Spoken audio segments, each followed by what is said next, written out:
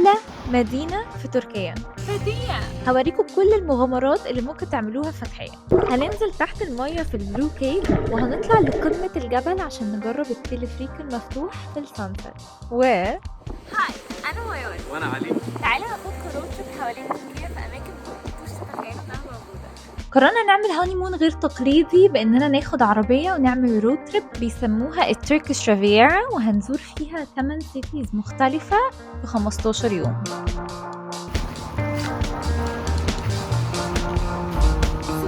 احنا رايحين نشوف كذا ايلاند، في ايلاند كتيرة قوي في اول دنيس خطيرة، بس قررنا ان احنا نبذر شوية ونروح بسبيد بوت بدل ما نروح في البوت اللي هي بتكون زحمة قوي وبيبقى فيها مليون الف حد. ناخد our own thing.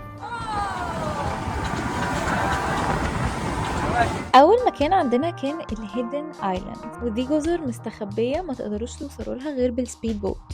وبعدها على طول رحنا البلو كيف، وده كان بالنسبة لي من أحلى الأماكن اللي رحتها في التور دي، علشان بجد المكان خيالي. بتخشوا كيف تحت المية، الأرض بتاعته كلها لونها نبيتي وفي ستونز غريبة كده، ومكان بجد حلو قوي. وتالت ستوب لينا كانت كالاباك ايلاند او جزيرة الفراشات، ودي جزيرة كبيرة جدا بيجوا فيها الناس يعملوا كامبينج، فيها مطعم صغير ورسوم الدخول بتاعتها 20 ليرة. واحنا نزلنا من البوت هدفنا حاجة واحدة بس، ان احنا نهايك في الواتر بارك. بقول لك ايه؟ الطبيعي كل دي ميه. بجد؟ كل دي ميه. 500 متر على الواتر بارك.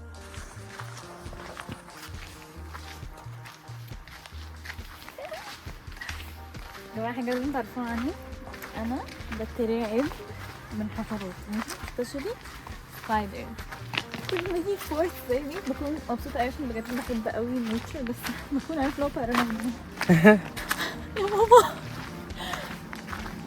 بص المنظر ده.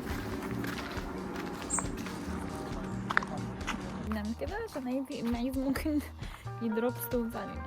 تمام، بيرفكت. الشلال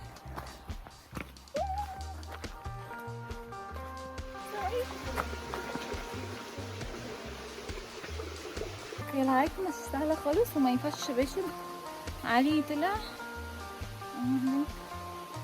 انا الصراحة وقفت هنا اشوف what's worth it that much، لانه بجد الهايك صعبة قوي.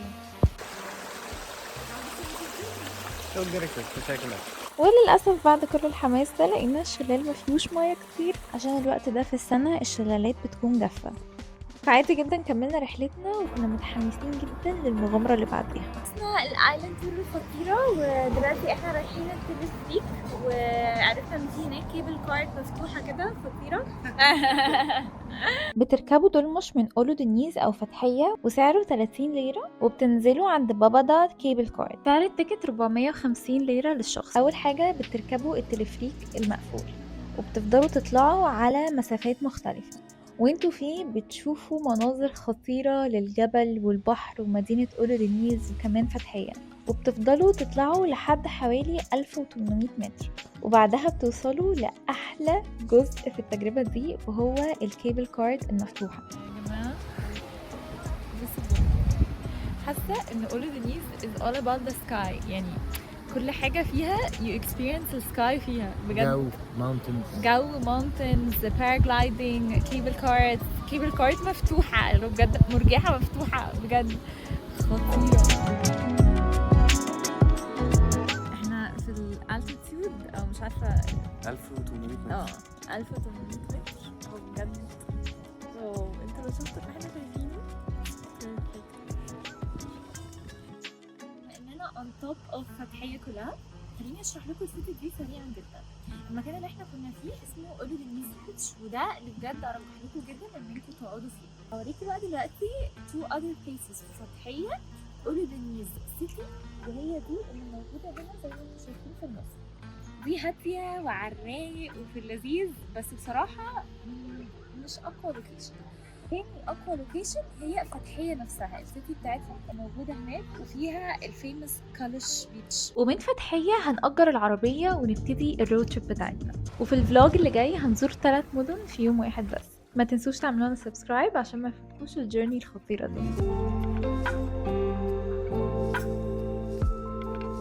We found the perfect spot عند الحتة اللي كنا بنجلايد من عندها، اللي انا كنت نازلة من عندها الباراجلايدنج.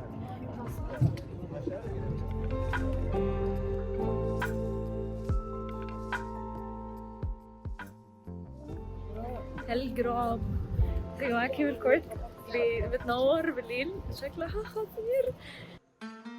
خلصنا تلفريك وقررنا ان احنا ننزل نكسبلور فتحية شوية، عشان المرة اللي فاتت رحنا بس المول وبعدين قفل. قررنا ان احنا نيجي نديسكفر كده وناكل حاجة اوثنتك.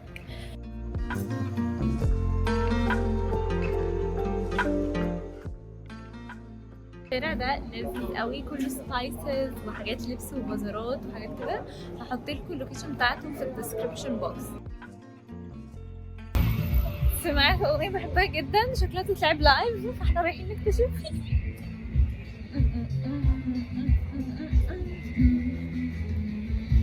لا استنى،